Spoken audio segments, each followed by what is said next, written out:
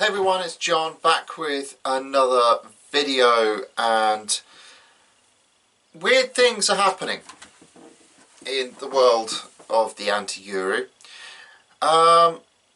Very much weird things, because I saw a video from a guru 2 days ago telling people not to buy property, and I was like, whoa, what has happened to this person? Could it be the fact that he's currently being sued, and there are something like 70 people on the lawsuit, and that is being very well publicised at the moment, so I don't need to go and publicise it again? Could it be that actually he's suddenly realised it isn't as easy as he's been making out to be financially free? Could be an interesting one, couldn't it? But that's the subject I wanted to talk about today, because we are in very uncertain times at the moment, and we're in very uncertain times because of the COVID-19 crisis. If you think about it, what has COVID-19 done? COVID-19 has basically turned the world on its head. It's created a pattern of behaviour in economies which we haven't seen for a long time. We've got the London housing market with most of the major estate agents now predicting a 10% fall. Now that's quite huge. 10% is massive across the country, but 10% in London is massive, period. Imagine 10% of your savings just being wiped away. On a property that costs £1 million, 10% is a lot of money. It's a lot of money anyone can earn, right? It's a lot of money if the property costs 10 grand. So here's my thoughts, and these are thoughts that I've been putting out to my clients, to my colleagues, to my workshoppers. Is it worth buying an expensive property right now? And the simple answer, I think, is no.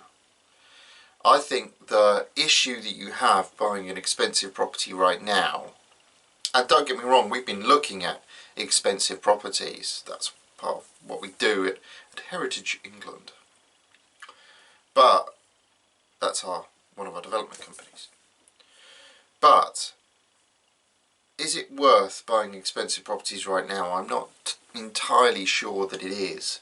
And I'm not entirely sure that it is for the simple reason that I don't know whether you'll be in a fit state when you come to sell that property out at the back end. Now, it is very important, I think, to get this right, because if you don't get it right, if you get it in a position where you've got a property that you're developing out and suddenly the housing market falls, then the question you have to ask yourself is, am I going to be able to sell these properties and get out with the profit margins predicted? Probably not. Am I going to be able to sell these properties and get to my base profit margin prediction, 20%, enough to be able to get out? Am I going to be left in a negative equity situation where I'm making less than 20% profit, or even worse, all the profit is ripped away? And a 20% drop is huge, but let's face it, if London's already predicting a 10% drop and London housing prices are already overpriced, you know, you're buying in an expensive market there, then how is this going to truly affect? And then finally, if I need completion finance at the back end, if I need to hold on to these properties, if I need to remortgage or refinance off a development product onto a buy-to-let model, or if I need to pay my investors back, how am I going to do that if my profit margin's been zeroed? What percentages have I promised my investors in order to be able to do this? Now, I've seen videos by 2 gurus who are still saying buy. I saw a video by a guru last night. I was sitting in our lovely garden. We've been working very hard on our garden. At some point I'll show you around once it's all been tidied up and and I've picked up all the poo. From the dog, that is, not human. The upshot of that video was, he was saying you can go out and buy a property for 10 grand. Yeah, you can go and buy a property for 10 grand in the north, around Durham. You could go and put 10 grand on a property today, and it would be a lovely 3-bed, semi-detached, built in the 50s for miners. Great, fabulous, amazing. What do you do with it after then? If it's worth, and I had a look at the Durham housing market and that area, all of that sort of surrounding area, in places like Chester Street, etc. And you know, yes, housing prices haven't moved for a long time, but if London's going down and they're predicting the north will go down, are you going to be left in negative equity even on a 10 grand purchase? So that's the thing, ladies and gents.